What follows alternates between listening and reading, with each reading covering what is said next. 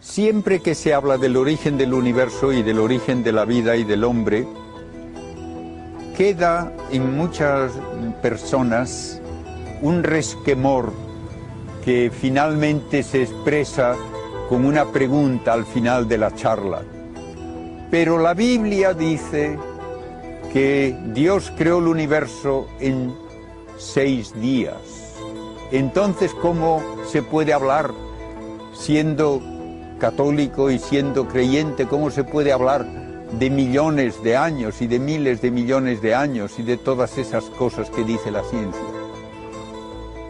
Primeramente, lo más importante que hay que tener en cuenta es que la Biblia no nos enseña ciencia. Para eso tenemos que hacer nosotros el trabajo. Como decía ya San Agustín, la Biblia no nos dice cómo van los cielos, sino cómo se va al cielo, que es más importante para nosotros. Pues bien, ni le puedo pedir a la Biblia que me enseñe ciencia, ni le puedo pedir a la ciencia que me enseñe teología. Son dos maneras parciales de conocer, pero no abarcan todo. El segundo punto es que la Biblia se escribió para enseñar ideas de valor teológico a gente que no tenía ninguna base científica. Hablarles de microbios hace 5.000 años a los nómadas de allá de Palestina sería como hablar en chino a un español. Hablarles de todo esto de las fuerzas de la materia, absurdo. De átomos, pero ¿qué es eso? De modo que no debemos buscar en la Biblia lo que no hay y que no sería comprensible para aquellos a quienes se dirigía la Biblia.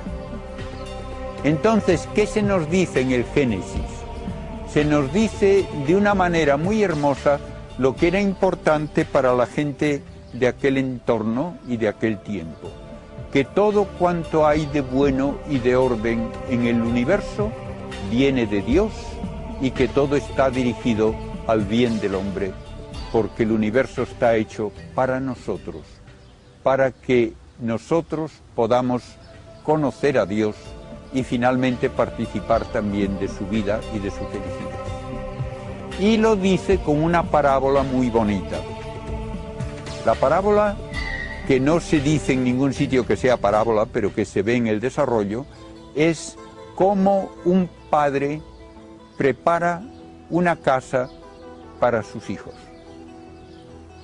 Y la Biblia nos dice cómo Dios prepara el universo para que sea la casa del ser humano, que va a ser imagen viviente de Dios. Y siendo imagen viviente merece el nombre de hijo. Y así, en esos 6 días de la creación, hay 3 días primero en que se prepara el terreno, el entorno para la casa, y otros 3 días en que se amuebla. El primer día hay puramente un caos, y para un israelita el caos por excelencia era un mar alborotado. De modo que lo primero, hay un mar tenebroso, oscuro y todo alborotado. Entonces, el primer paso del creador inteligente es decir, que haya luz, que vamos a hacer algo interesante. Entonces Dios hace la luz. ¿Y de dónde viene la luz? Pues no hay estrellas, no hay sol. Para aquella gente no importaba. Dios puede hacer que haya luz. ¿Por qué ha de ser del sol o de las estrellas? Entonces hay luz. Y entonces Dios separa un periodo de luz de un periodo de tinieblas y tenemos el primer día. ¿Y qué es un día? Pues un periodo de luz seguido de un periodo de tinieblas. ¿Tiene que tener 24 horas? No. Eso no era importante. El segundo día hay que hacer un hueco en eso que parece que es todo un mar revuelto.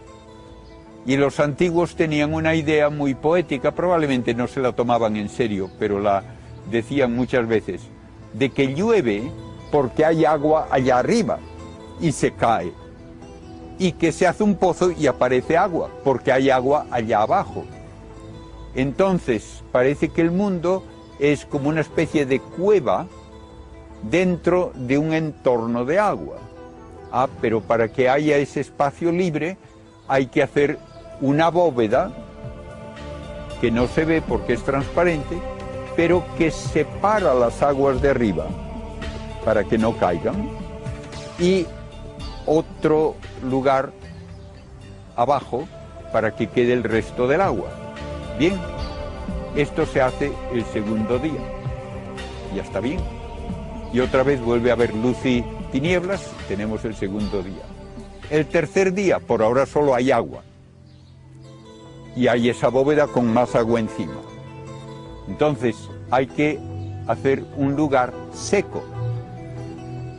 Para los antiguos que no conocían, y no se conoció hasta mediados del siglo XX, que los continentes se mueven y que cambian las cuencas de los océanos, etc.